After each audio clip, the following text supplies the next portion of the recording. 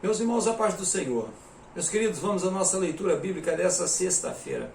O texto sugerido para nós hoje encontra-se em Atos dos Apóstolos, capítulo 21, os versículos 27 e 28, que nos dizem assim. Quando os 7 dias estavam quase a terminar, os judeus da Ásia, vendo-o no templo, alvoroçaram todo o povo e lançaram mão dele, clamando: varões israelitas, acudi! Este é o homem que por todas as partes ensina a todos contra o povo e contra a lei e contra este lugar.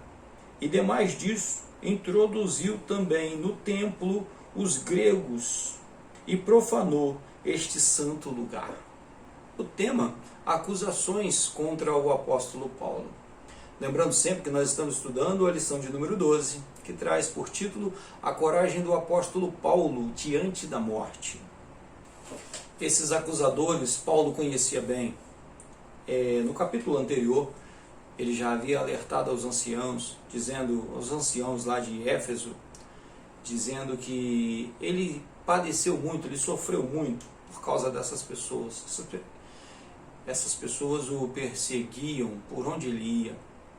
E não foi nenhuma surpresa para ele quando encontrou com estas pessoas, com esses homens lá no templo em Jerusalém, e imediatamente levantaram essa acusação contra eles.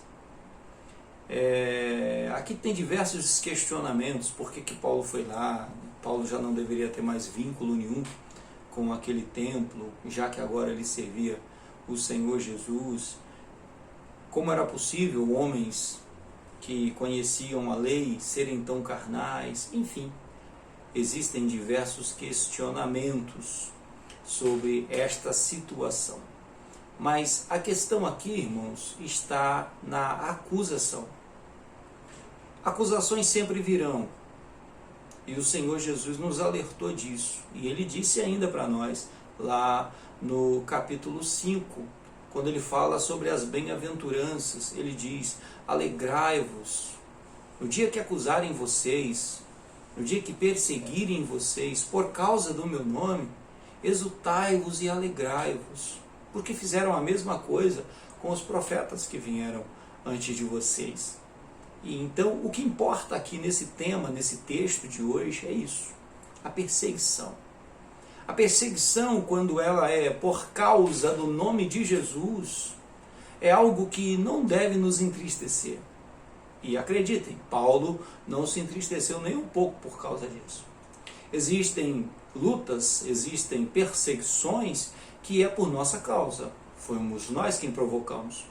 Fomos nós quem permitimos que aquela situação chegasse àquele ponto.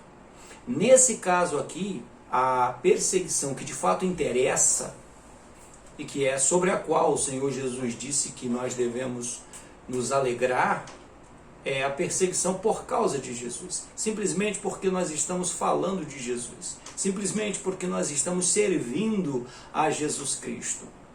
Essa perseguição nos iguala aos profetas que vieram antes de nós. Esta perseguição nos coloca de verdade junto de heróis que fizeram a obra de Deus no passado e que fazem a obra de Deus hoje no presente. Isso deve nos alegrar, porque isso confessa que nós estamos fazendo a vontade de Deus, estamos fazendo a obra de Deus, porque foi da mesma forma com os que vieram no passado. Agora, isso não significa que não haverá sofrimento. É só ver o que aconteceu com o apóstolo. A incompreensão virá. Existem homens que jamais vão conseguir viver uma vida espiritual. Vão ler a Bíblia de ponta a ponta, irmãos. Vão estudar sobre Jesus de diversas formas e nunca encontrarão o Senhor nosso Deus. Encontrarão o Jesus histórico. Encontrarão aquele no qual os judeus dizem que foi verdade, ele viveu lá. Mas que era só isso, era só mais um que apareceu naquele momento. Houve outros. E então ele é igual a todos os outros. E nós sabemos que não é. Nós sabemos que Ele é Deus. Ele é o Cristo, o Filho do Deus Altíssimo, como Pedro confessou. E isso é que nos motiva. Homens se levantando, governos se levantando, o inferno se levantando, isso não deve nos entristecer e muito menos nos parar, porque nós sabemos em quem estamos crendo e sabemos que obra estamos fazendo. A perseguição, ela sempre virá, e virá de diversos lugares, às vezes de lugares estranhos, outras vezes de dentro de nossa família, outras vezes de dentro de nossa própria igreja. Mas temos que ter ciência que se estamos fazendo a vontade de Deus, se estamos padecendo por causa do nome de Jesus, é motivo de alegrarmos, é motivo de fazermos festa, porque o nome de Jesus está sendo glorificado. Amém?